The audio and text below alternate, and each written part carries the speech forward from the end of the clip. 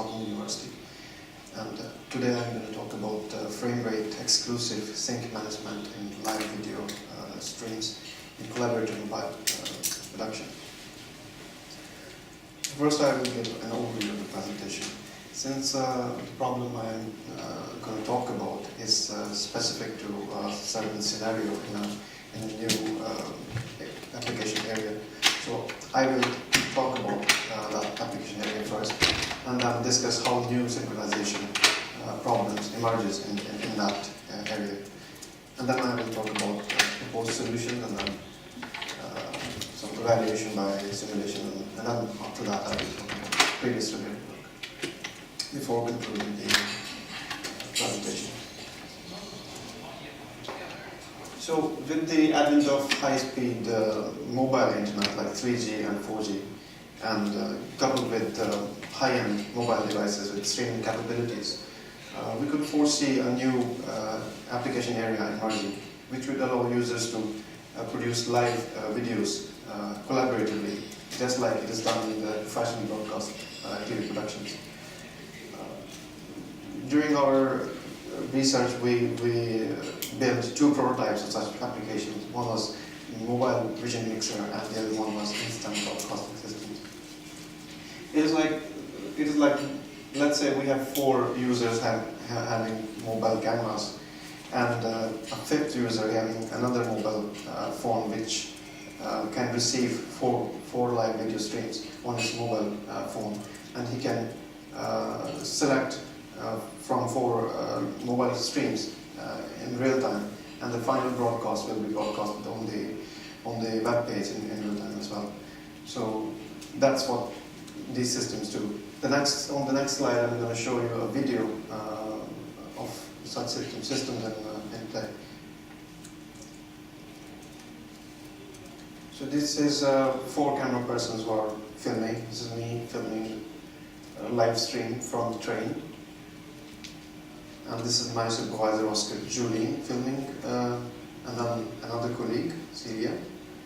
So we are all sending live streams to Arvid's mobile phone, which can show 4 feeds in real time. And Arvid can select whatever angle he chooses to broadcast as a final output. In the next slide, I will show the final product of this process.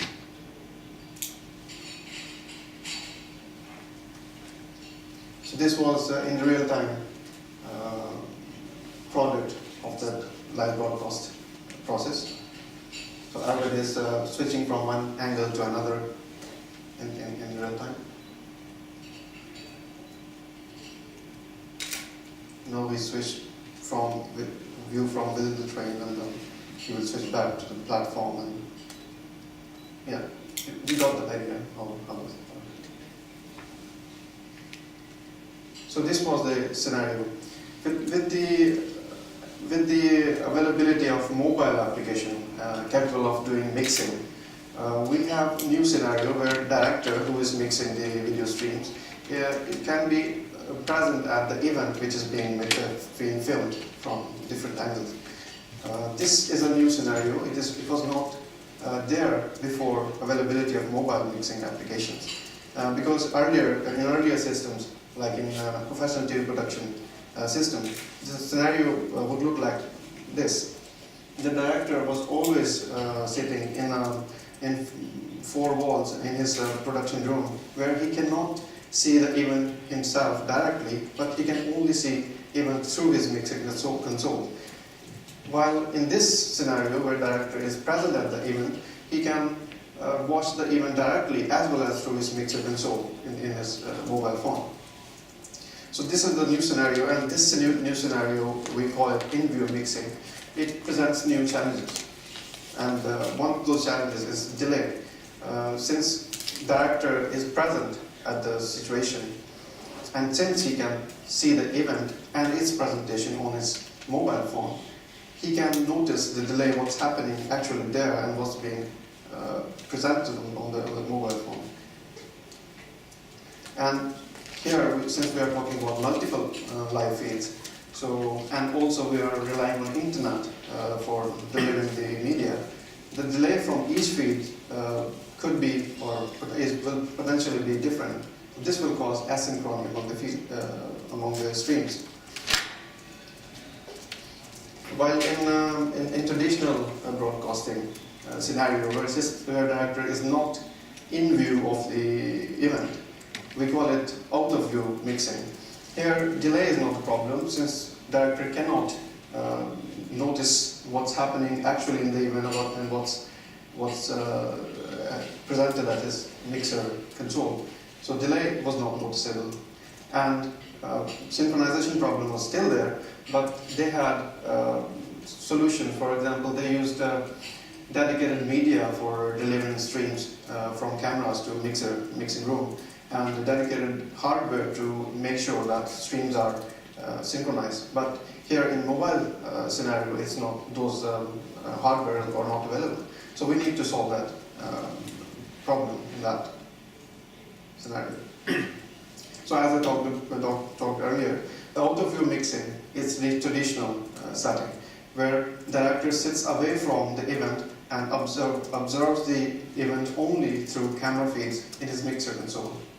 In this case, delays are tolerable.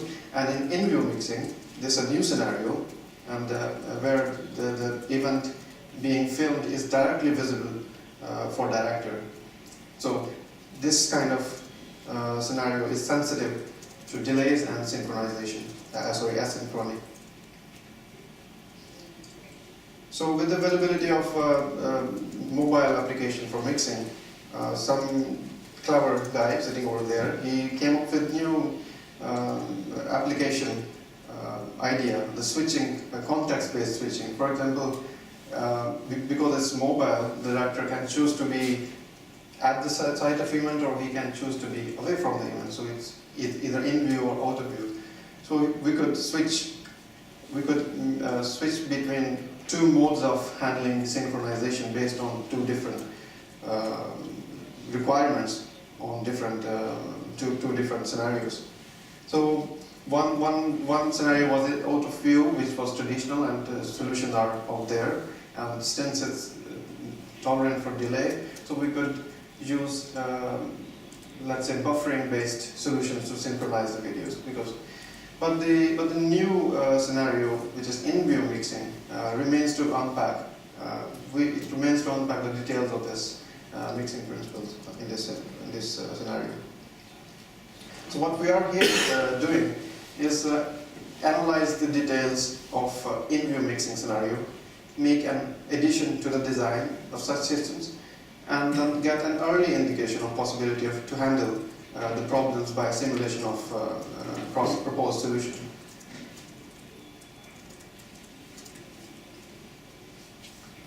So, yeah, here in view mixing, as I have earlier talked as well, the delay between what director can see and see directly and what's visible in the mixer is visible and it's new, and it's low delay is required, as low delay as possible in this scenario. And asynchrony among the multiple camera feeds is also required. It's semi-traditional problem. It's new in a way that in this scenario, the delays, we need to deal with this problem while keeping the delay as low as possible. So we cannot rely on the solutions that rely on buffering for maintaining synchronization, because when we use buffers, we always add some additional delay. So we thought to solve this situation, what we can do, make the delay between event itself and its presentation on the mixer console as low as possible, and make sure all the streams arrive at the same time with the mixer console without adding additional delay in the process.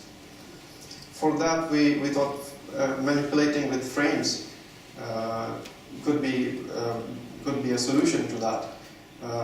For example, if one stream is delayed, to handle that, we can adjust the frame rate according to the bandwidth, and then that delayed stream will be in sync to the other streams, normal streams. one drawback of relying on frame rate is that we will lose smoothness in the final video, and the video will be jumpy when the frame rate is dropped. But since we are talking about a certain scenario, which is in-view mixing, the director can directly see what's happening. So this drawback can be ignored, because since the director is at the event and he can see what's happening inside.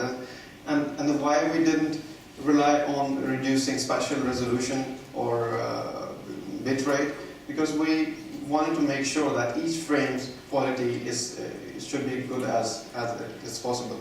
So we didn't want to compromise on image quality there.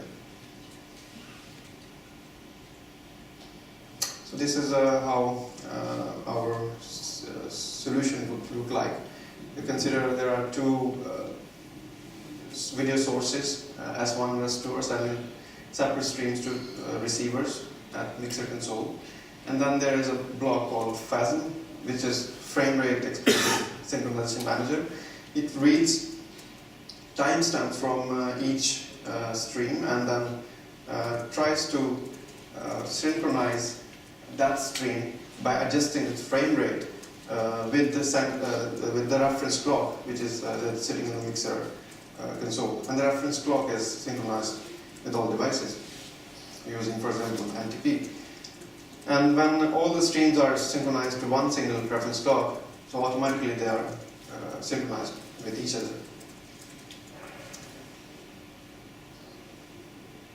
This is a flowchart of our algorithm. It starts with initializing threshold value and then reference clock. Threshold value is the threshold for synchronization offset, like how big is the difference, how big is the difference between streams. So, and then it reads timestamp and bandwidth, and then it sees, okay, if the bandwidth is recovering, recover the frame rate if it was already reduced. And if the bandwidth is not recovering, it checks xsync, which is offset, synchronization offset. It calculates that and then checks if that is greater than threshold. And if that is greater than threshold, then it drops the frame rate on the corresponding stream. And otherwise, it just goes back to the start of the iteration again. So this happens on every 3 frames actually. So we are taking mean value of synchronization offset of every 3 frames and then calculate its offset and start the iteration based on that. To evaluate this algorithm, we decided to take a middle step instead of implementing the system because it would take a long time. So we took this middle step by simulating the solution.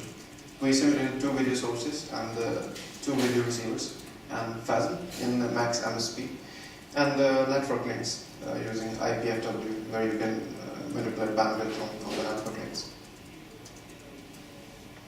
So this is how our results look like. So there are 2 streams. In bandwidth chart, you can see that there are 2 streams where bandwidth is changing over time. For example, at point 1 in bandwidth chart, the bandwidth to stream 1, drops, and then the synchronization offset at xsync chart becomes higher than threshold, and our algorithm reacts to that and drops the frame rate of the corresponding stream, and as a result the synchronization offset again is below the threshold value. So that's how it goes on. So what are the results and what we got from our research? One result is that FASM is capable of handling increased synchronization without adding additional delay. Since we are not adding additional delay to handle synchronization, we are solving one problem, which is, of course, delay, and then since it's about synchronization, we are handling the second problem as well. But during this, we discovered that the synchronization recovery time is also very important for the performance of the actor who is mixing. For example, if it takes a long time to recover the synchronization when bandwidth deteriorates on one of the streams, it will still affect his performance. And this parameter depends on step value, like what value do you reduce the frame rate to handle the synchronization, and then other parameters like severity of asynchrony and iteration size. So in related work, we were mostly interested in interstream synchronization techniques. We found lots of work related to that, and there are many combination of techniques, but we couldn't find a technique which was not using any kind of buffering. So all the techniques were using some combination of buffering techniques within that.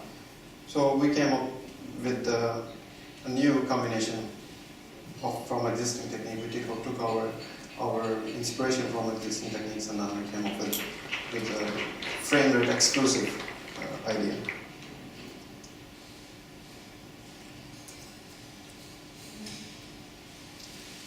Yeah, so in conclusion, mobile technology allows amateurs to work with professional standards, but also new forms of collaborative live video production scenarios. And those scenarios present new kind of challenges.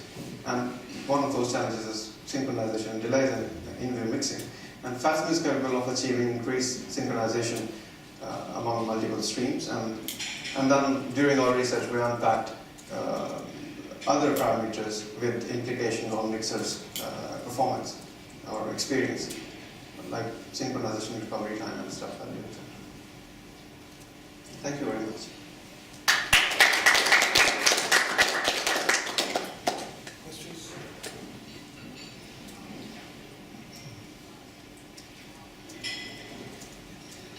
I'm wondering about the relevance of the long-term sync in an application.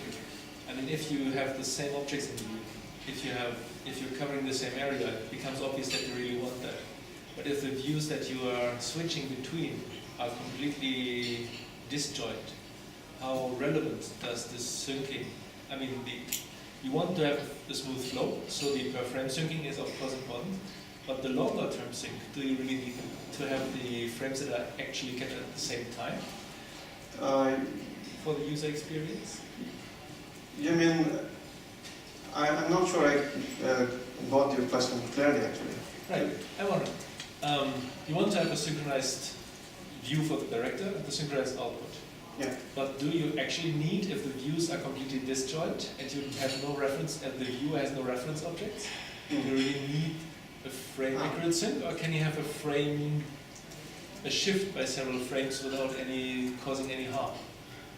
It depends. Yeah, we need to actually see the actual user study on that to answer correctly that question.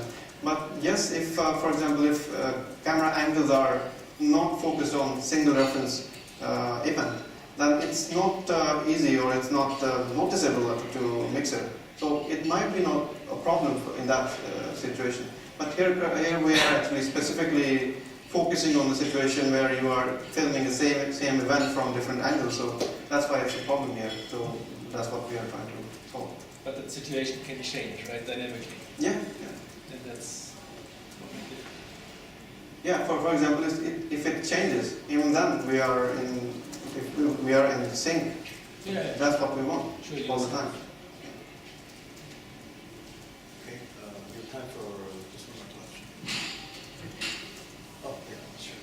So I understand that you choose now to reduce the frame rate, but do you think in different events or different contexts it would be maybe better to whatever lower resolution or reduce bandwidth in another way than frames?